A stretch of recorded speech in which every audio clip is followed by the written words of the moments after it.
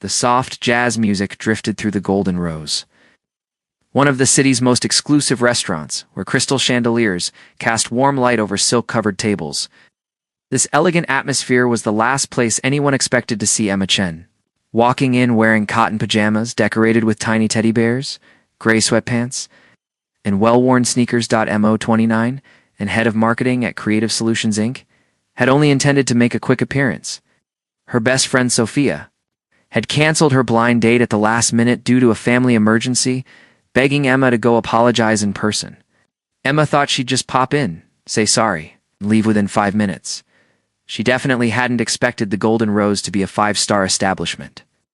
And she absolutely hadn't expected the man sitting at table 12 to be Sebastian Knight. When Worlds Collide, Sebastian Knight, 34, was the CEO of Knight Technologies, a company that had been Emma's biggest competitor for the past year. They'd clashed during 3 major client presentations, each trying to outmaneuver the other with sharper strategies and better proposals. Sebastian had won 2 of those battles, but Emma had claimed victory in the most recent one just last month. Now, as the hostess guided Emma toward his table, she felt her stomach drop. Sebastian sat perfectly composed in his tailored navy suit, a glass of red wine in his hand. Dark eyes, watching her approach with what looked like barely contained amusement. "Miss Chen," Sebastian said smoothly as she reached the table. His voice, carrying that familiar hint of challenge she remembered from their business meetings. "I have to say, this is quite a departure from your usual power suits." Emma took a deep breath, planted her hand on her hip, and gave him the same confident smile she used in tough negotiations. "Mr. Knight, if I'd known I was meeting my biggest competitor, I would have worn my armor. But you're stuck with the teddy bears tonight." She pulled out the chair and sat down, deciding that running away would only give him the satisfaction of winning yet again. The restaurant revelation Sebastian raised his wine glass slightly, studying her with those calculating eyes that had intimidated many business rivals. "So this wasn't some elaborate strategy to throw me off balance for our next client meeting?" Emma laughed, the sound genuine and relaxed, despite the awkward situation.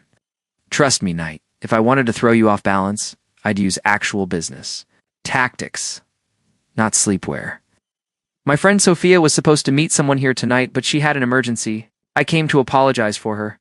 "And I," Sebastian said, setting down his glass, "was set up by my assistant Ryan, who thinks I work too much. Apparently he arranged this through a mutual friend." His lips curved slightly, though I'm beginning to think Ryan knew exactly who he was setting me up with. The waiter appeared, looking slightly confused by Emma's attire, but maintaining professional composure. Emma ordered sparkling water and the salmon, while Sebastian requested another glass of wine and the steak. Sparks over dinner as their conversation unfolded. The competitive edge that usually defined their interactions began to shift into something more intriguing. They talked about the Singapore project where Emma had accidentally knocked over Sebastian's presentation materials, causing his team to scramble and ultimately lose the contract. "I still maintain that was completely accidental," Emma said, cutting into her perfectly prepared salmon. "Of course it was," Sebastian replied, his tone suggesting he didn't believe her for a second. "Just like it was accidental when you scheduled your presentation right after mine for the Morrison account, knowing they'd compare us directly. It's called strategic planning, not sabotage," Emma shot back. But she was smiling. "Maybe you should try it sometime." Sebastian leaned forward slightly, his voice dropping. "I prefer to win through superior execution, not tricks." "And yet here you are, losing clients to my so-called tricks," Emma countered sweetly. The verbal sparring continued through dinner, but something had changed. The sharp edges of their professional rivalry were softening into playful banter, each testing the other's wit rather than trying to draw blood. Unexpected honesty as dessert arrived, a rich chocolate tart that Emma eyed appreciatively. Sebastian surprised her by asking a more personal question. "What made you choose marketing?" he asked, his tone genuinely curious rather than challenging. "You could have been a lawyer with that argumentative streak." Emma paused, considering whether to give him a surface answer or something real. Something about the way he asked, without his usual business persona, made her choose honesty. "My grandmother," she said simply. She ran a small bakery in Chinatown for 40 years, never spoke much English, but she understood people. She could look at someone and know exactly what kind of cake would make them happy. That's marketing in its purest form, understanding what people really want even when they don't know it themselves. Sebastian nodded slowly, and she caught a glimpse of something softer in his expression. "And your grandmother? Is she still?" "Passed last year," Emma said quietly. "But she left me her recipe book, and a stubborn streak that refuses to back down from a challenge. Including challenges that involve teddy bear pajamas in five-star restaurants." Emma grinned. "Especially those, the evening's end." As the evening wound down, Sebastian signaled for the check despite Emma's protests. "I may be many things, Chen, but I'm not going to let a woman pay for dinner, especially when she showed up in pajamas, to humor a friend." "That's very old-fashioned of you, Knight," Emma said, but she didn't push the issue. "I prefer to think of it as having standards," he replied, signing the receipt with a flourish. Outside the restaurant, they stood awkwardly for a moment under the soft glow of the street lamps.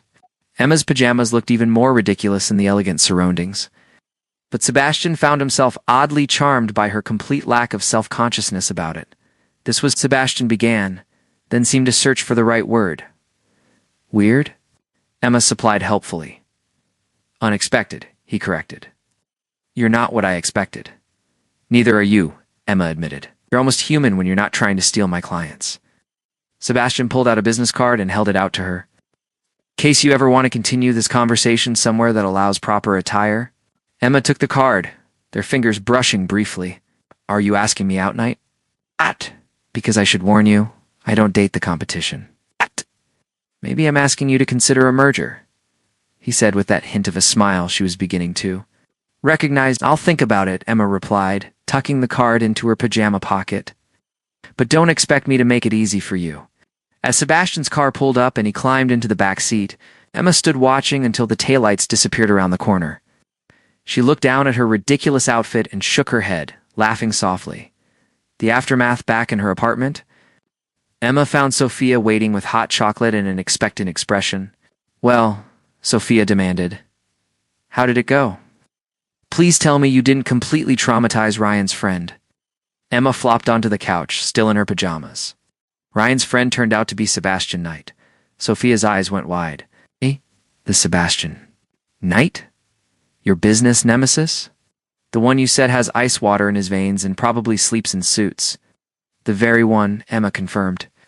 "And he was different. Still arrogant, still infuriating, but there was something else there too." She pulled out his business card, studying the elegant lettering. "I think he might have asked me out, or proposed a business merger. With Sebastian Knight, it's hard to tell the difference." "Are you going to call him?" Emma tucked the card back into her pocket. "I haven't decided yet. Dating the competition seems like a terrible idea. Or," Sophia said with a grin, "it could be the best idea you've ever had." As Emma got ready for bed that night, she caught herself smiling at her reflection in the mirror. The teddy bear pajamas had been mortifying at first, but they'd also stripped away all pretense, forcing both her and Sebastian to interact as people rather than corporate rivals. Maybe Sophia was right. Maybe terrible ideas sometimes turned into the best ones. The business card sat on her nightstand, a small rectangle of possibility in the soft glow of her bedside lamp. Emma fell asleep wondering what Sebastian Knight might be like when he wasn't, trying to win at everything, and whether she'd have the courage to find out. 3 weeks after their pajama dinner encounter, Emma found herself standing in the marble lobby of the Ocean View Villa Resort, rolling her suitcase behind her and trying not to think about the business card that had been sitting untouched on her nightstand. She was here for a 3-day marketing conference, focusing on emerging digital strategies for the luxury market. What she hadn't expected was to hear a familiar voice behind her at the reception desk.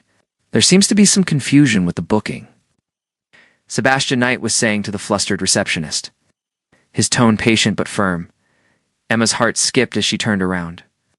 Sebastian stood there in casual khakis and a white button-down shirt, looking more relaxed than she'd ever seen him. His dark hair was slightly mussed from travel, and without his usual business armor, he seemed more approachable, more real. "Right." Emma approached the desk, confusion clear in her voice. "What are you doing here?" Sebastian turned and for just a moment, His composed expression cracked into something that might have been pleased surprise. Chen, I'm here for the Luxury Marketing Summit, and apparently we have a problem. The receptionist, a young woman named Maria, looked between them nervously. I'm so sorry, but there's been a system error. Both of your companies booked the same villa for the conference week. It's our premium 2-bedroom suite, with a shared living space and kitchen.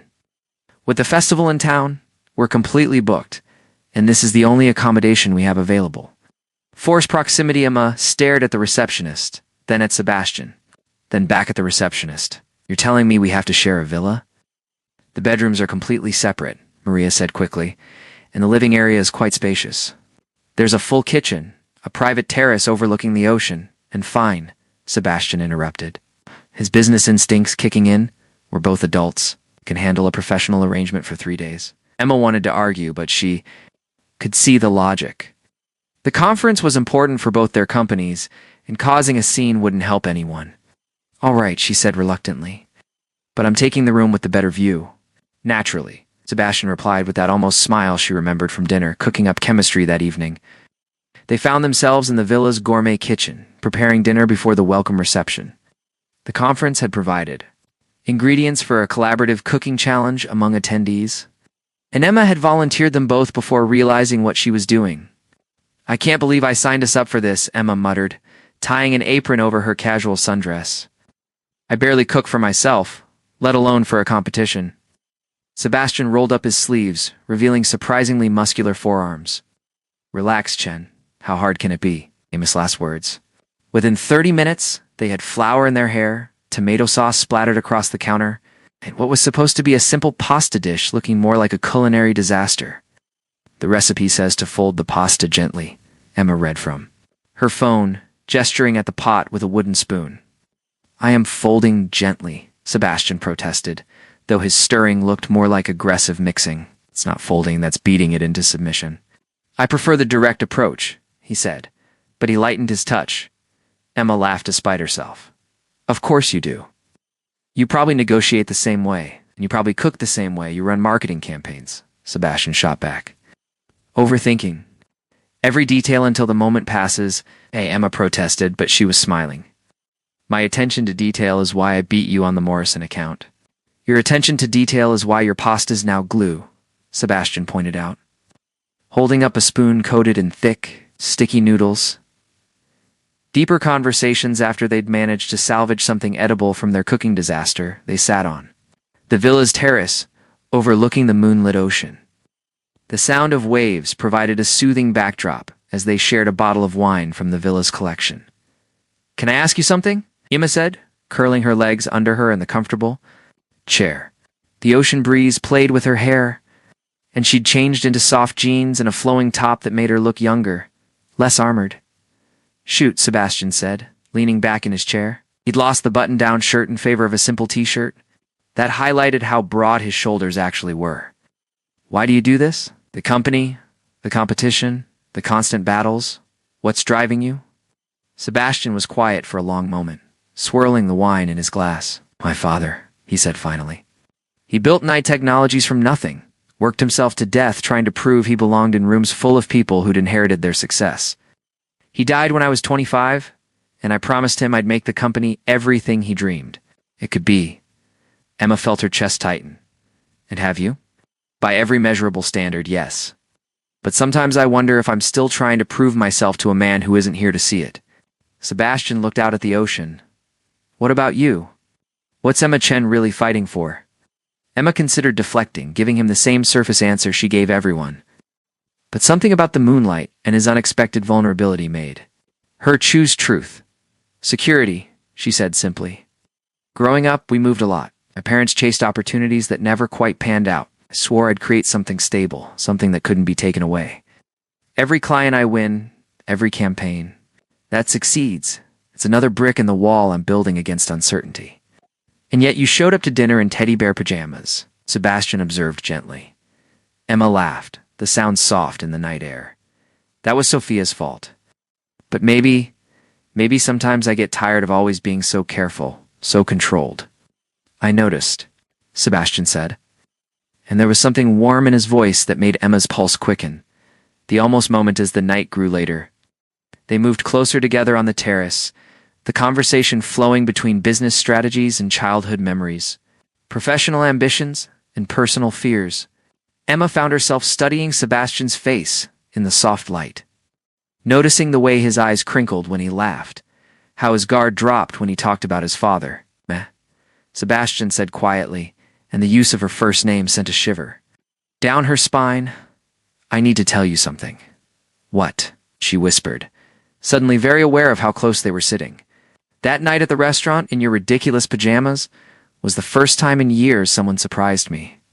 Really surprised me. Emma's breath caught. Sebastian? No, this is complicated. We're competitors, colleagues, and probably terrible for each other's careers, but Emma's phone rang, shattering the moment. She glanced at it apologetically. It's my assistant. Should take this. The call was about a client emergency that required Emma's immediate attention. By the time she hung up 20 minutes later, Sebastian had retreated to his room, and the spell of the evening was broken. Morning after awkwardness, the next morning, they were back to professional politeness, as if the previous night's vulnerability had never happened.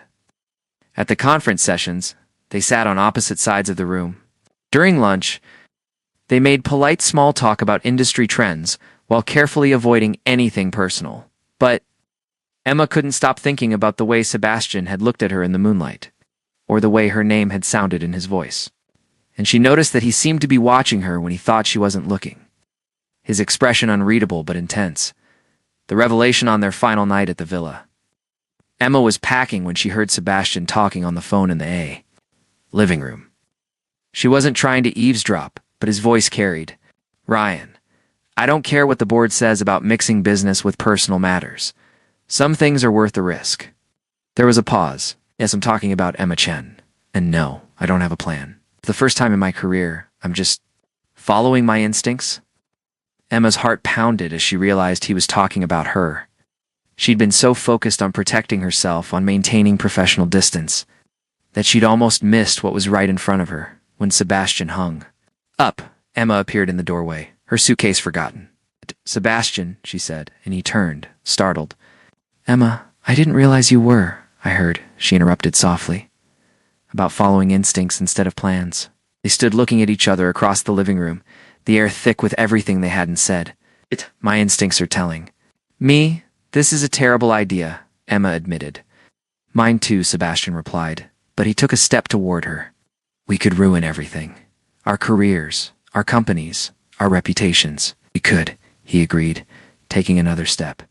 I don't date competitors, Emma said, but her voice was barely above a whisper now. I don't either, Sebastian said, now close enough to touch her. But maybe it's time we both broke our own rules, when he cupped her face in his hands and kissed her softly. Emma felt like she was falling off a cliff. It was terrifying and exhilarating and completely against everything she'd planned for her life.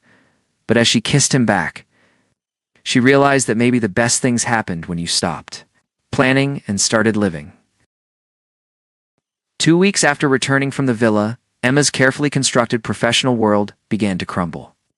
It started with whispers in the office hallways, curious glances during meetings, and hushed conversations that stopped when she entered a room. Someone had seen her and Sebastian together at the resort, and the rumors spread through the business community like wildfire. Emma, we need to talk, said Jennifer Walsh, her company's CEO, as Emma arrived at work Monday morning. Jennifer's expression was grim as she gestured toward her office. Emma followed, her stomach sinking. She'd been expecting this conversation, but hoping it wouldn't come so soon. I'm hearing some disturbing rumors about you and Sebastian Knight, Jennifer said without preamble. Please tell me you're not romantically involved with our biggest competitor. Emma sat straighter in her chair, choosing her words carefully. Sebastian and I have developed a professional respect for each other. Nothing more. It wasn't technically a lie, but it wasn't the whole truth either. Since the villa, she and Sebastian had exchanged several late-night phone calls that had nothing to do with business and everything to do with getting to know each other as people rather than rivals. Good, Jennifer said, though she still looked concerned.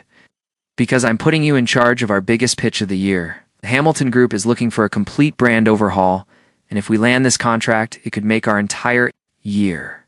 But Emma, if there's any hint of impropriety or divided loyalties, it could destroy not just your career, but our entire company's reputation.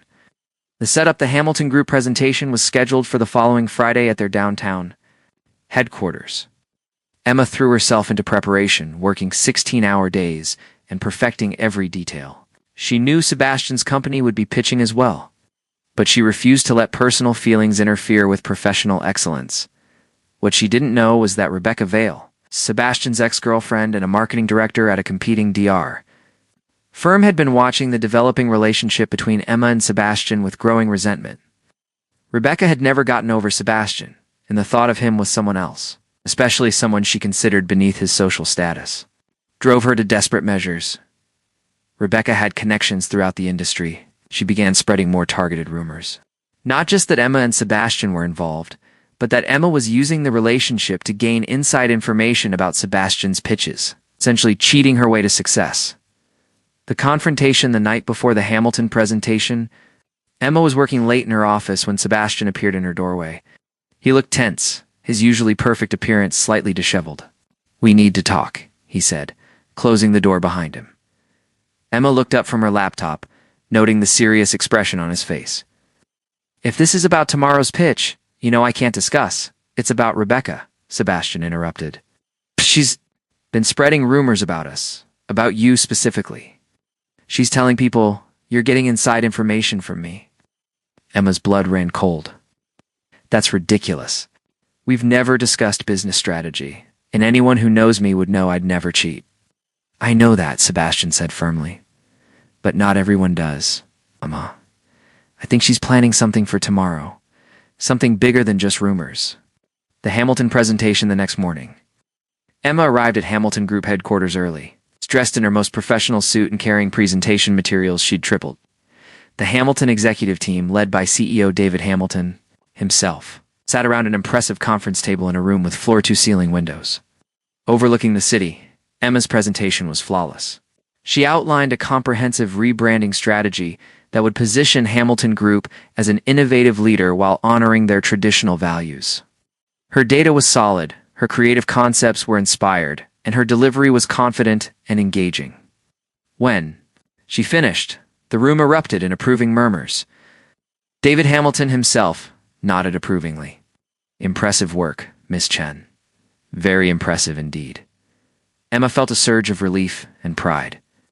Whatever Rebecca was planning, it couldn't diminish the quality of her work. Then Rebecca Vale walked into the conference room. "I'm sorry to interrupt," Rebecca said, her voice carrying artificial concern. "But I felt obligated to bring some information to your attention before you make your final decision." Emma's heart started pounding as Rebecca placed a manila folder.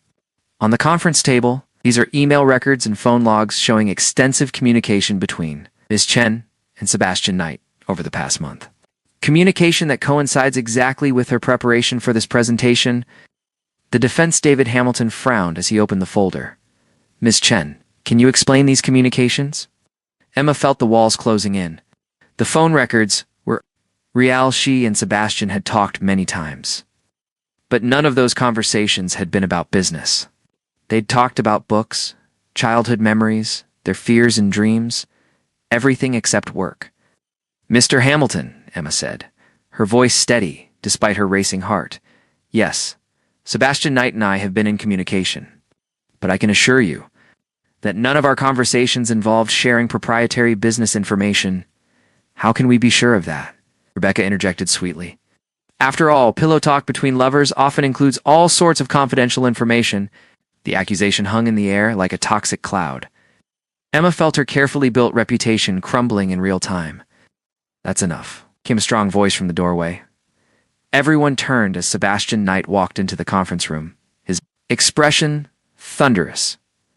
"The Knight's Gambit, Mr. Hamilton. Members of the board," Sebastian said with formal courtesy. "I apologize for the interruption. But I couldn't stand by while someone destroys the reputation of the most ethical businesswoman I've ever known." Rebecca's face went pale. "Sebastian, what are you doing here? Cleaning up your mess, Rebecca," Sebastian said coldly. He placed his own folder on the table. "These are the complete transcripts of every communication between Ms. Chen and myself. As you'll see, we discussed literature, travel, family history, and personal philosophy. At no point did either of us share proprietary business information. In fact, Ms. Chen specifically refused to discuss business matters, even when I attempted to bring them up. He turned to face the Hamilton executives directly. Ms. Chen's presentation today represents her own brilliant work, created entirely independently of any influence from my company. I know this because my firm also prepared a pitch for this contract, and our approach is completely different from hers.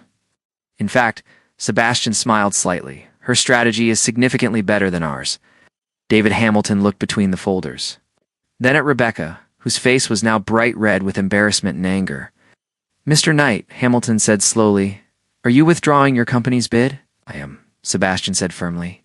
Hamilton Group deserves the best marketing strategy available, and that's what Ms. Chen has presented to you today. Personal feelings aside, this is the right business decision. The truth about love after, the Hamilton executives asked Rebecca to leave and confirmed that they wanted to move forward with Emma's proposal.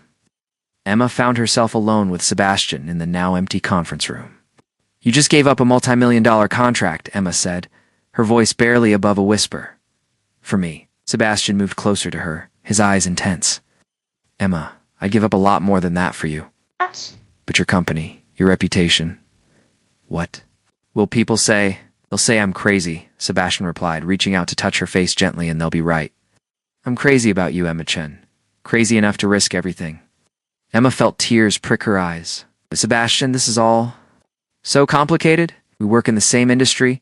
We'll always be competitors in some way."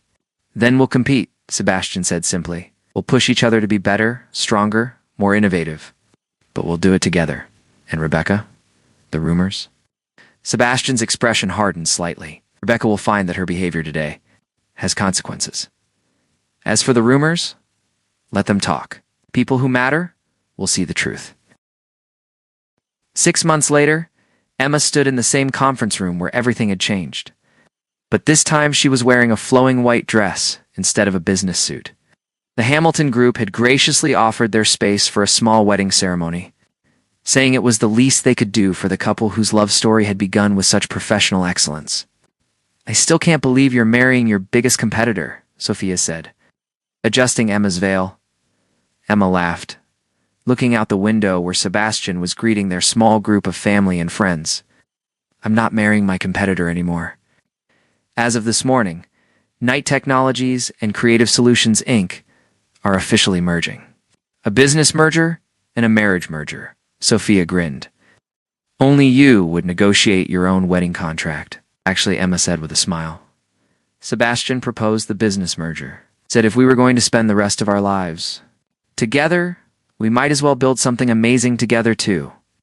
As the ceremony began and Emma walked toward Sebastian, she thought about the journey that had brought them to this moment.